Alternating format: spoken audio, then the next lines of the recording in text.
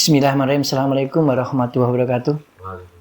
Alhamdulillah, puji syukur kehadirat Allah Subhanahu wa taala pada pagi yang cukup cerah ini kita masih diberikan nikmat sehat, bisa melaksanakan aktivitas seperti biasa.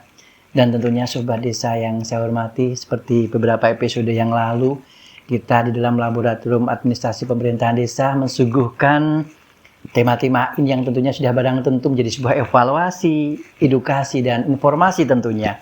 Dan pada hari ini kita kedatangan tamu istimewa. Siapakah gerangan? Wanita cantik yang kehempit cowok-cowok 4 ini, yaitu Bu Desi, sarjana hukum, beliau dari bagian hukum. Dan tentunya juga hadir Pak Nurseto, sarjana perpustakaan, dan Pak Arif Budi, sarjana komputer. Dan tentunya juga kita didampingi oleh Pak Sekretaris di Sumbawa Kabupaten. Selamat pagi Pak Sekretaris. Mudah-mudahan apa yang akan kita suguhkan di dalam materi kali ini yaitu JDIH. Tapi bukan jodoh loh ya. Apa itu JDIH? Jaringan Dokumen dan Informasi Hukum. Tentunya akan kita kupas tuntas, tajam silet bersama tim-tim yang ada di bagian hukum. Dan waktu sebelumnya kami silahkan kepada Bu Desi untuk menyampaikan JDIH yang ada di bagian hukum. Monggo. Selamat pagi, Assalamualaikum warahmatullahi wabarakatuh. Waalaikumsalam. Kami dari bagian hukum sedikit kami akan menginformasikan terkait jaringan dokumentasi dan informasi hukum. Ini mungkin saya harus baca karena redaksinya supaya tidak keliru. Pemahaman tentang jaringan dokumentasi dan informasi hukum adalah wadah pendayagunaan bersama atas dokumen hukum secara tertib, terpadu, dan berkesinambungan, serta merupakan sarana pemberian pelayanan informasi hukum secara lengkap, akurat, mudah, dan cepat. Kemudian terkait dokumen hukum, mungkin perlu diinformasikan pemahamannya merupakan produk hukum yang berupa peraturan perundang-undangan atau produk hukum selain peraturan perundang-undangan yang meliputi namun tidak terbatas pada putusan pengadilan, jurisprudensi, monografi hukum, artikel majalah hukum, buku hukum, penelitian hukum, pengkajian hukum, naskah akademis, dan rancangan peraturan perundang-undangan. Jadi di sini kalau konteksnya di pemerintah desa, mungkin agak berbeda dengan yang ada di kabupaten sebagai pusat JDIH Kabupaten Batang. Kalau di desa itu ada peraturan desa, peraturan kepala desa, kemudian peraturan bersama kepala desa. Kemudian ada lagi yang disebut monografi hukum tadi. Kemudian kami jelaskan bahwa monografi hukum merupakan sarana himpunan pengetahuan di bidang hukum sebagai perwujudan penyelenggaraan pemerintahan yang efektif dan efisien yang menyajikan data administrasi secara menyeluruh, terpadu, akurat, dan dapat dipertanggungjawabkan kebenarannya. Jadi kurang lebih sebenarnya apa yang dilakukan oleh pemerintah desa, kegiatan sehari-harinya bisa itu ditampilkan di website desanya, seperti itu. Kemudian ada yang namanya pengelolaan dokumentasi dan informasi hukum. Apa sih pengelolaan itu? Jadi pengelolaan itu merupakan kegiatan mulai dari pengumpulan, kemudian pengolahan, disimpan, dilestarikan, dan pendayagunaan informasi dokumen hukum sehingga dapat digunakan oleh masyarakat. Jadi kalau di tempat kami sasarannya mungkin OPD, kemudian masyarakat umum, mahasiswa, seperti itu. Kemudian yang disebut peraturan perundang-undangan itu merupakan peraturan tertulis yang memuat norma hukum yang mengikat secara umum dan dibentuk atau ditetapkan oleh lembaga negara atau pejabat yang berwenang melalui prosedur yang ditetapkan dalam peraturan perundang-undangan. Jadi dari prosedur ini pun kalau di JDIH Kabupaten Batang, mulai dari pengajuan, dari rancangan kami tampilkan Mas Ari. Jadi harapannya dari masyarakat itu bisa memberikan tanggapan ya, tanggapan atau kemudian masukan kepada kami di pemerintah kabupaten maupun DPRD sebelum itu ditetapkan. Jadi tahapan itu bisa dipantau langsung oleh masyarakat seperti itu. Silahkan kalau pemerintah desa ingin seperti itu, jadi mulai pembahasan dengan BPD yang Pak, itu monggo mulai disosialisasikan seperti itu. Kemudian apa yang diharapkan dari JDIH itu yang pertama adalah menjamin terciptanya pengelolaan dokumentasi dan informasi hukum yang terpadu dan terintegrasi antar anggota jaringan. Karena pemerintah desa ini bagian dari JDIH Kabupaten Batang. Kami pun JDIH Kabupaten Batang itu bagian dari JDIH nasional. Iya. Provinsi pun itu masuk kategori anggota jaringan langsung nasional seperti itu. Harapannya semuanya bisa di dalam satu wadah JDIH Kabupaten Batang bisa mendapatkan informasi secara tadi cepat, mudah, seperti itu, akurat. Kemudian menjamin tersedianya dokumentasi dan informasi dan jaringan dokumen hukum yang lengkap dan akurat serta dapat diakses secara cepat dan mudah. Kemudian yang ketiga adalah mengembangkan kerjasama yang efektif antara pusat jaringan dan anggota jaringan sebagai upaya untuk menunjang kegiatan program pemerintah daerah di bidang hukum, khususnya dalam pembinaan dan pengembangan hukum nasional. Maaf Mas, ini mungkin agak beda dengan JDIH nasional lainnya. Kalau tempat kami ini ada tujuan visi dan misinya itu yang paling jadi akhirnya jadi istilahnya andalan kita itu adalah mewujudkan masyarakat yang tahu, paham dan taat hukum. Itu mungkin yang agak beda dengan JDIH lain. Jadi pada akhirnya kami berkolaborasi dengan Kanwil Kemenkumham itu mewujudkan desa kelurahan sadar hukum di Kabupaten Batang. Seperti itu. Kemudian yang keempat adalah tujuan dari JDIH memanfaatkan secara optimal semua dokumentasi hukum dan peraturan perundang-undangan yang ada dan tersebar di semua instansi sehingga mampu menunjang kelancaran tugas-tugas pemerintah dan pembangunan di segala bidang. Ini yang kami coba baru jajaki terkait hasil pembangunan yang ada di pemerintah, juga di pemerintah desa itu bisa dikemas monografi bahasanya seperti itu. Harapannya website bisa berjalan. Seperti itu Bapak, kira-kira visi dan misi Kabupaten Batang agak berbeda sedikit dengan yang nasional. Kita memperkaya ragam kualitas ragam layanan, kemudian efektivitas serta efisiensi informasi hukum itu coba kami optimalkan di situ. Karena memang kami menyadari banyak masyarakat sebenarnya belum tahu JDIH itu apa. Itu kami pun paham sekali sehingga kami coba gimana caranya ya biar masyarakat sampai ke desa pun paham JDIH. Nah, ini kami beberapa waktu yang lalu, ini mungkin sekitar 4 tahun ya Mas ya, kita coba jalan-jalan fasilitasi, istilahnya kita membina desa sambil memotivasi mereka, itu bentuknya lomba JDIH pemerintah desa. Nah ini alhamdulillah atensinya baik dari pihak desa, itu artinya mau ya mereka apa yang kami buat indikator itu dipenuhi seperti itu. Iya, nah cuma juga ada ya kita nggak menyalahkan juga. Ternyata ada desa yang ini sebenarnya apa yang perlu kami siapkan atau JDIH itu apa sih Bu gitu kan. Nah itu akhirnya kami baru ngeh, oh ternyata mereka itu website pun belum tahu loh Pak gitu kan. Nah akhirnya kami coba ada berbagai inovasi yang kami coba tampilkan. Mungkin di alun-alun kalau bisa lihat ada menara pengawas itu kami coba buat barcode di situ. Jadi ketika orang lihat itu mengakses langsung masuk ke website kami.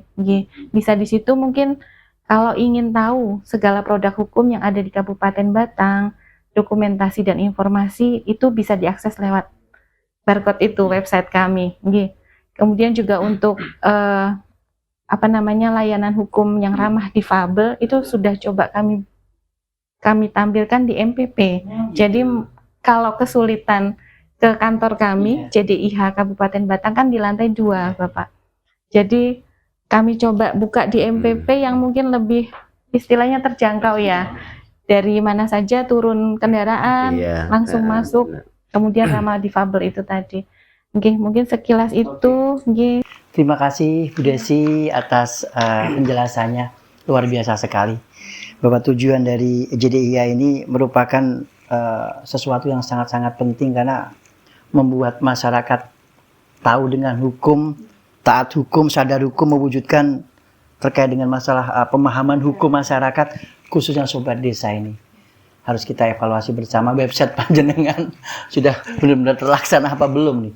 Mudah-mudahan ini nanti bisa kita jadikan semacam evaluasi bersama. Tentunya Pak Sekretaris, Pak Tony, bicara tentang produk-produk hukum yang ada di desa ataupun mungkin evaluasi kita untuk desa, kira-kira JDIH ini desa seperti apa Pak? Barangkali mungkin bisa disampaikan ke depan kita. Oke, terima kasih. Assalamualaikum warahmatullahi wabarakatuh. Waalaikumsalam warahmatullahi wabarakatuh. Maturun Mbak Desi, rawuhnya Mbak Mas Arif, Mas Nurseto. Jadi JDIH ini sebenarnya memang betul tidak semua desa tahu. Betul. Tidak hanya desa lah. Iya. Di teman-teman OPD aja bisa jadi ada yang nggak Iya, tahu. ada yang belum tahu. Apa Iya. desa. Dan alhamdulillah juga sebenarnya Mbak Tang ini kan semua desa kan sudah terkonek dengan Betul. internet ya. Iya. Sehingga dalam tanda kutip ini akan sangat membantu manakala desa-desa itu nanti juga akan apa namanya membentuk JDIH di Iya. masing-masing Iya. desa dengan baik. Iya. Sebenarnya kalau saya melihat dari JDIH sebenarnya kan untuk awal itu lebih pada pengamanan produk hukum Betul. sebenarnya. Iya. Di samping sebenarnya ada tujuan transparansi. Karena dengan adanya JDIH kan andai kan kita di level kabupaten kita kan enak mau cari perda, cari perbu kita Betul. langsung bisa Iya. ketemu di situ. Jadi lebih kepada transparansi tentang produk hukum yang ada di desa. Iya. Cuma memang ya hal ini mungkin memang perlu sosialisasi yang Betul. terus-menerus Iya. dari Iya, Pak. bagian hukum bersama kami lah. Iya. Bagian Siap. hukum bersama kami. Sekalipun kita sudah berarti 4 tahun ya tahun Iya. kemarin saya ikut ke desa-desa itu dan ternyata juga desa-desa yang kita datangi ya rata-rata sudah welcome ya, Iya. welcome Iya, tentang Pak. JDIH. Memang dalam tanda kutip juga kami saat ini juga ada beberapa dari swasta. Mhm. Dari swasta itu contoh ada namanya program Protades. Ya. Protades itu cuman kayaknya belum masuk menjadi bagian di JDIH. Apa itu Pak? Kami belum Jadi pernah. program digitalisasi aset desa, Oh, aset terutama desa. tanah letter C. Iya. Oh, iya ya. Digitalisasi letter C. Nah itu memang kayaknya kan memang sekalipun JDIH itu dalam rangka untuk transparansi, Iya. tadi kan tidak semua harus ditampilkan di situ. Betul. Iya. Sekalipun itu produk hukum. Mhm. Nah, di digitalisasi letter C desa itu kan isinya kan letter C milik seluruh masyarakat di desa iya. itu memang sangat memudahkan sekali. Yang pertama ketika mencari telah ada jual beli, ada waris dan sebagainya, itu kita akan cepat sekali. Iya, iya, iya. Dan juga pengamanan. Jadi karena model letter C desa itu kan produk tahun berapa zaman dari dahulu berapa kala. kan. Terus sekarang ada yang sudah bosok, ada yang dan itu perlu diulang lagi sehingga langsung bentuk digital. Yang satu sisi fisiknya ada, yang digitalnya ada.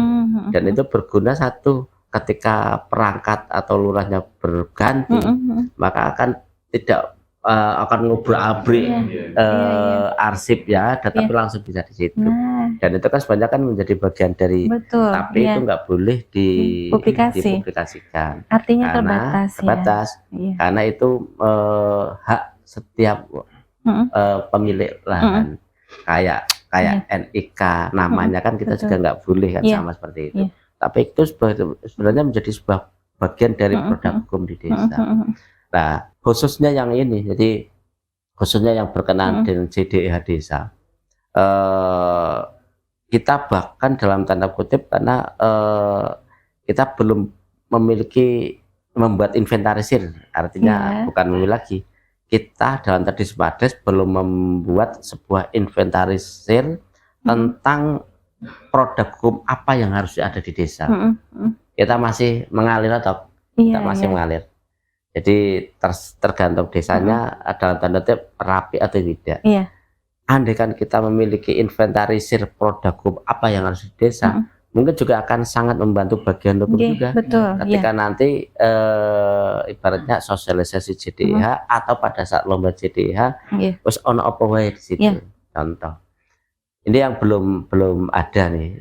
Yang jarang ada itu salah satunya kan dengan berlakunya Permendagri 1 2016 tentang aset desa, Iya. itu kan harus ada SK kepala desa tentang penunjukan siapa yang bertanggung jawab Menjadi- terhadap pengelolaan aset, Iya, terus iya. kemudian sebagainya. Dan itu saya yakin juga belum, makanya barangkali nanti untuk PR di Mas Ari ini, mesti di Semades, inventarisir produk hukum apa yang harus ada di desa Oke. di setiap tahun.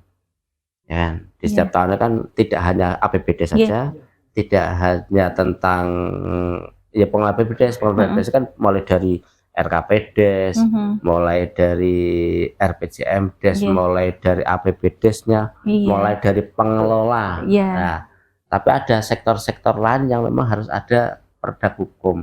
Dan ini yang barangkali PR di kami nih, PR di kami. Andai kan kami punya, saya yakin nanti akan sangat membantu di bagian hukum pula, manakala sosialisasi juga. Betul. Dan ini juga termasuk yang butuh juga. Barangkali dulu kan pernah kita sampaikan ke desa, desa ketika menyusun perdes, wajibnya ke kami tetap ke bagian hukum. Ya kan, pernah seperti itu kan. Nah, harusnya kan lebih baik kan langsung ke bagian hukum saja. Habis itu, nanti kalau itu sudah jadi, maka akan ada salinan produk hukum yang terkontrol di level kabupaten, baik nanti berada di bagian hukum. Makanya dalam tanda kutip, sebagaimana tadi disampaikan dari awal, desa perdes tidak ke bagian hukum, tidak kita langsung ke MLP. Oh gitu. Maka barangkali juga nanti kita butuh juga bantuan dari adanya SOP. Oh iya, betul. Bikin SOP tentang penyusunan produk hukum desa. Kalau SK kan langsung. Terus kemudian Perkades mungkin bisa langsung. Sekalipun Perkades juga mestinya harus berada di situ. Jadi sehingga nanti andaikan ada SOP ini juga sama. MPP dikasih otomatis ketika masuk ke sana kan mereka jangan ke sini dulu, ke bagian hukum dulu, atau ke kecamatan dulu, atau dalam tanda kutip jika diperlukan apakah ke Dismades dulu. Sehingga nanti ketika proses ini sudah benar semuanya, maka baru proses pemantapannya di JDIH ini. Dan juga JDIH barangkali di desa itu juga tidak hanya yang dihasilkan oleh desa, sama seperti kabupaten. JDIH Kabupaten Batang kan tidak hanya yang dihasilkan oleh kabupaten saja kan, ada produk hukum yang berasal dari provinsi, ada produk hukum yang berada dari pusat yang memang diberlakukan untuk di Kabupaten Batang. Artinya juga sama, JDIH desa itu juga ada produk hukum yang dihasilkan oleh kami. Contoh di tingkat kabupaten ada Perbub Pengelolaan Keuangan Desa. Betul. Ya kan? Itu kan produk dari kabupaten, tapi dipakai oleh desa. Tapi sehingga dalam tadi itu juga bisa masuk menjadi bagian dari JDIH desa. Artinya yang barangkali perlu dalam tanda kutip nanti penekanan juga bahwa JDIH desa itu tidak semata-mata menampung atau mendokumenkan atau menyimpan hanya yang milik desa saja. Tapi aturan hukum termasuk yang dari atas yang memang diberlakukan untuk desa. Mungkin seperti itu. Dan yang terakhir ya memang berkenaan dengan IT ini Mas Ari, dengan masalah IT ini kesulitan meskipun kita sekarang kan perangkat desa kan dengan CAT. Dengan CAT.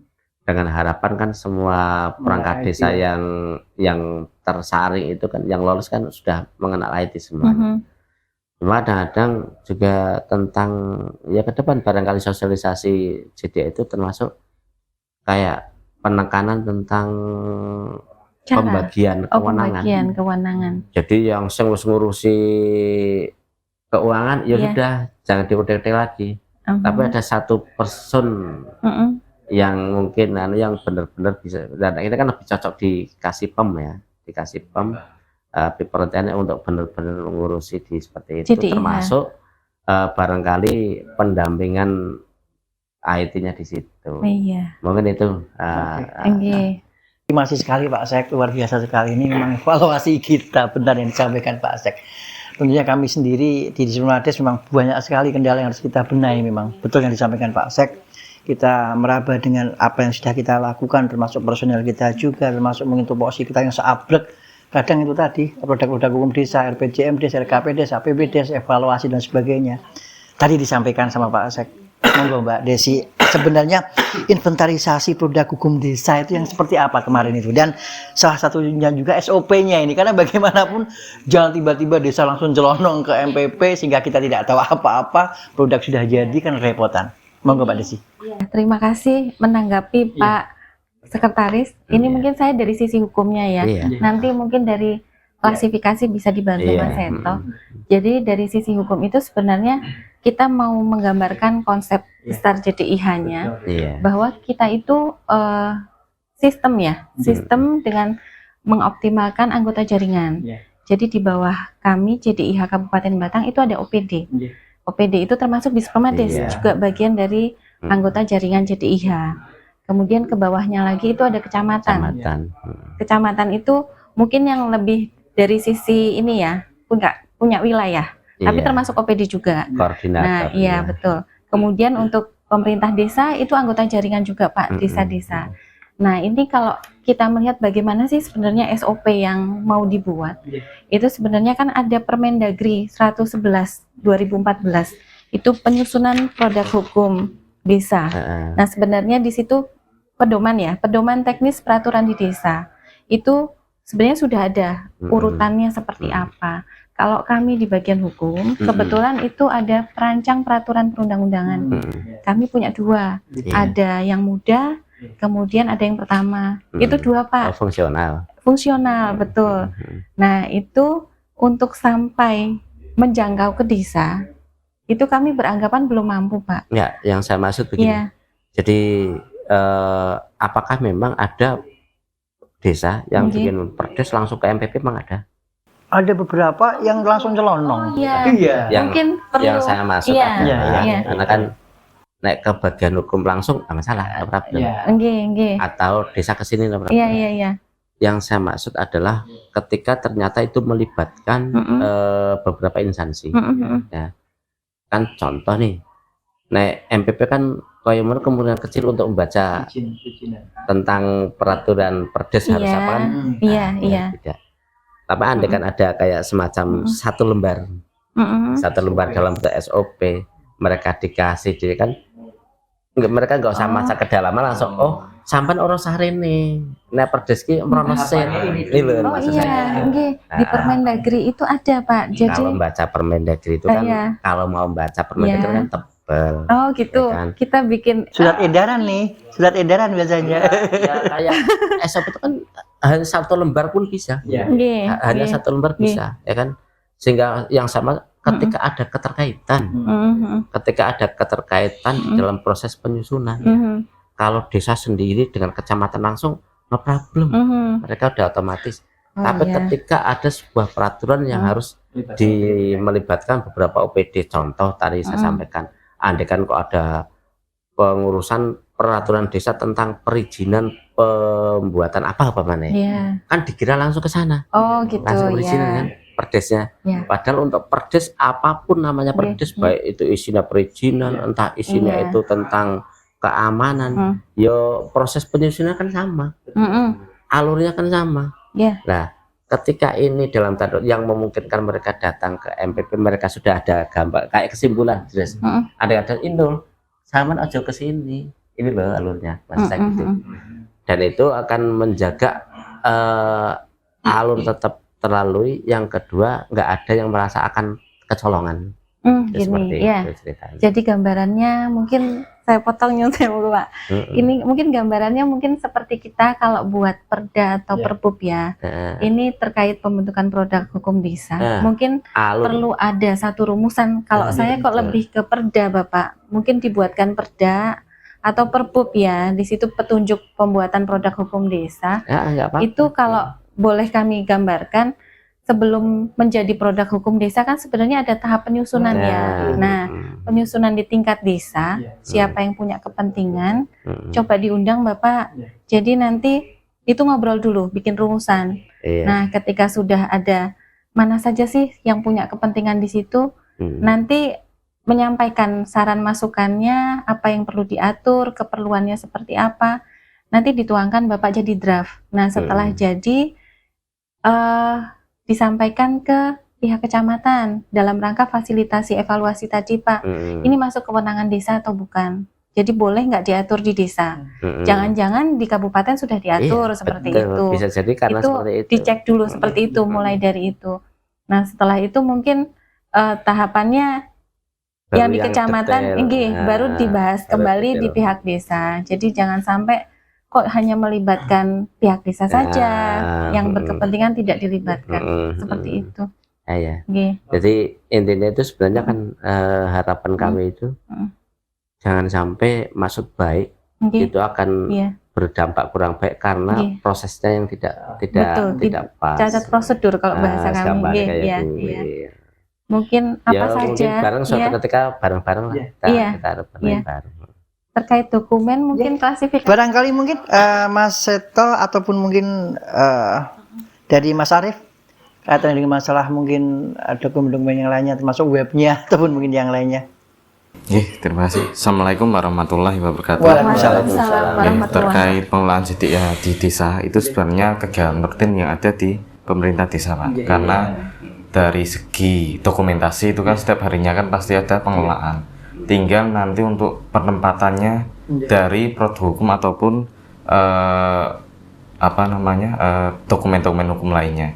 Jadi kalau saya lihat yang ada di desa itu mungkin perlunya ada ruangan khusus ataupun tempat penyimpanan yang istilahnya sebagai penyimpanan dokumen yang pertama ya.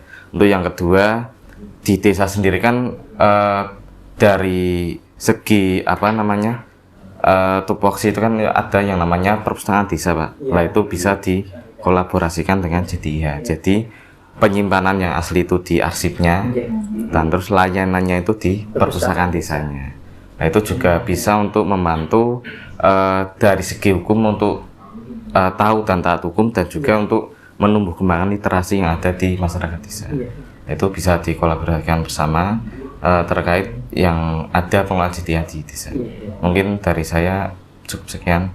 Assalamualaikum warahmatullahi wabarakatuh. Waalaikumsalam. Pas sekali Mas Nur, artinya memang kearsipan di desa ini menjadi sesuatu yang sangat penting. Cuman kadang masyarakat desa, sebuah desa ini kadang untuk mengarsipkan data-data dokumen itu juga, waduh, padahal data baru tahun yang lalu aja kadang sudah ketelingsep seperti itu.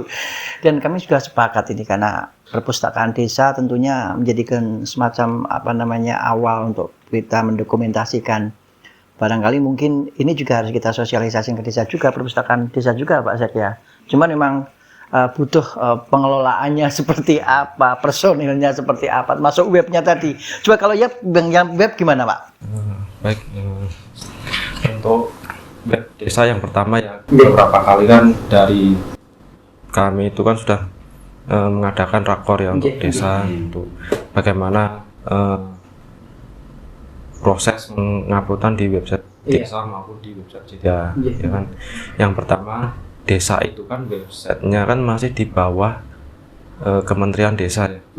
Nah karena kemarin kendalanya kan sempat hilang data-data ya. Nah itu kan tidak bisa kembali lagi karena tidak di bawah naungan Kominfo. Nah, untuk itu desa harus mengupload di website desa kami. Nanti sewaktu-waktu di website desa itu Ada kendala. Masih ada backupnya. Nah itu, nah kendalanya desa itu kan uploadnya itu kan kadang masih ada tanda tangan kepala desa, Belum titik-titik kayak gitu. Nah kemarin sudah saya buatkan buku panduan untuk cara upload dan sudah saya kirimkan ke grup desa yang ada di kami. Nah itu nanti untuk karena saya tidak tahu ya untuk salinan itu yang nanti yang tanda tangan siapa yang untuk di peraturan desa pejabatnya yang itu saja sih Pak untuk desa nanti selama ini kan belum banyak yang mengupload, hanya berapa, masih separuh. Iya, Separuh. Ya, artinya kan juga ternyata kan Iya. desa kan belum terbiasa seperti di kita ya. Iya. Di kita itu kan tanda tangan bupati, salinannya kan tanda tangan sekretaris, Betul. sekretaris daerah Iya. atau pejabat. Iya. Nah, di desa ya belum. Memang karena belum familiar, Nggih, belum nggih. familiar seperti itu, belum familiar. Nggih, nggih. Jadi ya benar tadi ada apa namanya? Soal panduan kan berarti ada salinan yang boleh Iya. ditandatangani oleh pejabat yang ditunjuk oleh Iya. kepala. Oke, terima kasih Pak Sek, Mbak Desi, Mas Nur, Mas Arif. Barangkali mungkin ada statement untuk menutup acara hari ini untuk Sobat Desa, barangkali Mbak Desi. Ingat sedikit aja. Jadi untuk Bapak dan Ibu Sobat Desa di Kabupaten Batang, jangan bosan untuk mengisi websitenya, karena bagaimanapun itu sebagai wadah yang akan kita gunakan bersama ke depan. Oke, itu saja. Oke, terima kasih Bu Desi, Pak Nur, Pak Arif, dan Pak Sekretaris. Tentunya obrolan hari ini mudah-mudahan menjadi sebuah obrolan yang menarik dan tentunya evaluasi buat Sobat Desa semua. Dan tentunya bukan hanya Sobat Desa, kami pun yang ada di Supermades pun selalu merasa kami juga masih kurang ternyata ini untuk pengelolaan JDIH yang ada di tempat kami. Mudah-mudahan apa yang sudah disampaikan, karena bagaimanapun jaringan dokumen dan informasi hukum ini sangat-sangat penting.